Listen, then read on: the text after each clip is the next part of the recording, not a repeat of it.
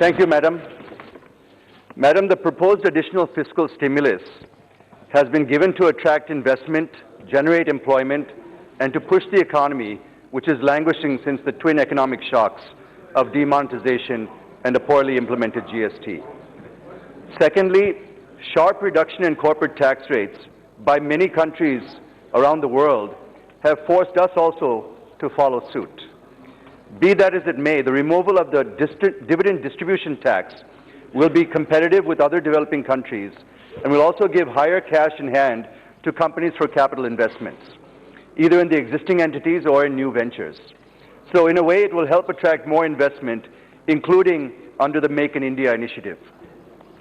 Madam, in a move which is welcome, the Honourable Finance Minister lowered the corporate tax rate to 15% for new manufacturing companies under Section 115B of the Income Tax Act, but also put a condition that only manufacturing units will get the benefit.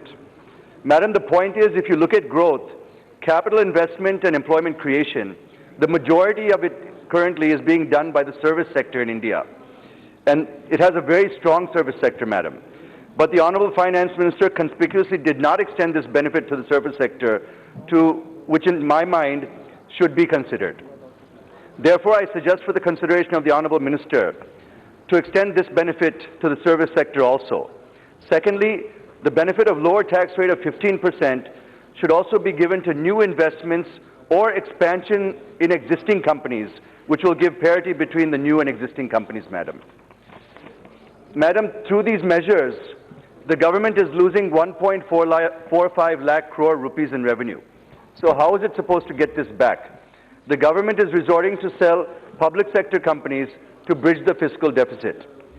The Honourable Minister has announced a few days back that the Government of India is going to reduce its share in public sector companies, starting with its 53% stake in BPCL and in 3 other PSUs.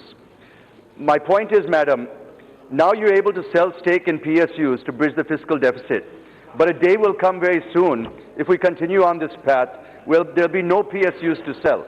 So what will we do at that point of time? It reminds me of the phrase, selling the family's silver to pay the butler. So I think that's the wrong approach, and I think we need to relook at how we're going to bridge the deficit rather than selling public sector PSUs. Madam, the next point I wish to make is that there are some benefits given to companies if investments are made in backward districts in the form of additional depreciation at 20%.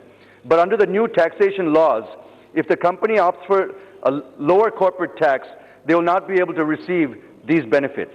This move has really hit the state of AP hard, which is on the verge of financial bankruptcy, Madam. It is because these 2 benefits would help get investments in 7 backward districts, that is Anantapur, Chittoor, Kadapa, Kurnool, Srikakulam, Visakhapatnam, and Vizianagaram.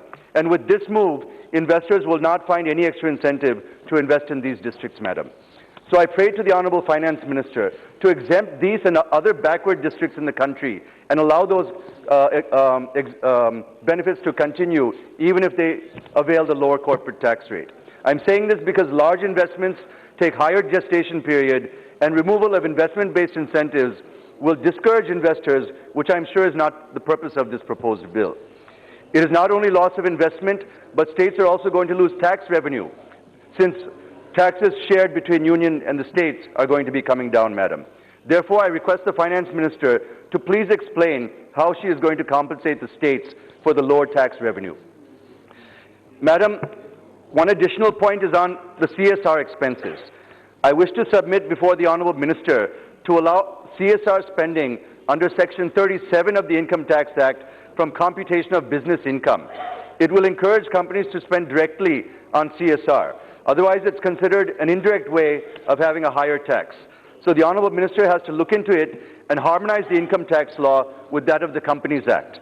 Madam, while I appreciate the flexibility being shown by the Government and Finance Minister to bring the changes to the taxation in order to address the slowdown in the economy, all the measures so far, as many speakers have already mentioned, are addressing only to improve the supply side and not addressing the real issue of declining demand or declining consumption.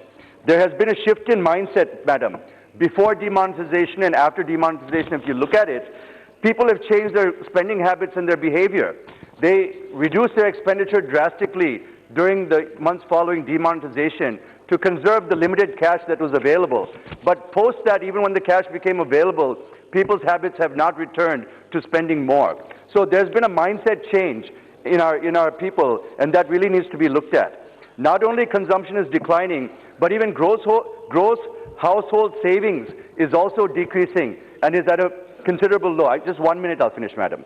This is very serious, and we must make a note of it, madam. Consumption is declining and savings is declining, which we can only reach one conclusion, that money in people's hands is coming down drastically, madam. Every industry is in distress, madam, due to declining consumption. The only way to improve this is to put more money in people's hands, madam. The farmers need to be made viable, madam. The PM Kisan scheme, which gave 6,000 rupees per farmer, I'm sorry to say, has not made an impact, madam.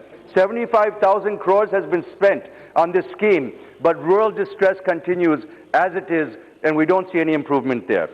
Madam, unemployment is also at a 40-year high, and companies are not increasing capacity to add jobs because consumption is declining, madam.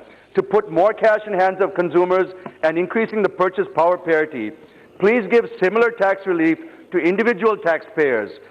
And my suggestion is for people making income of 10 to 50 lakhs, please make it 20%, and people making 50 lakhs and above, you can make it 25%. That will increase the consumption in this country, madam. Madam, from 2014 to 2019, 1 minute, madam. From 2014 to 2019, Andhra Pradesh's GSDP was the highest in the country, in double-digit growth of 11% average over the 5 years, madam.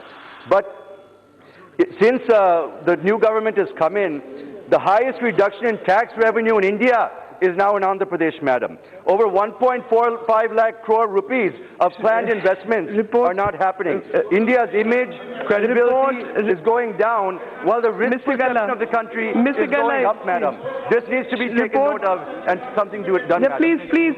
And madam, nothing will go on record. Please, is standing. I need to say just one thing, madam. Please be seated. Please, madam, report. Madam, one comment. Please be seated. Report of Business Advisory Committee, Shri Arjun Ram Meghwal ji.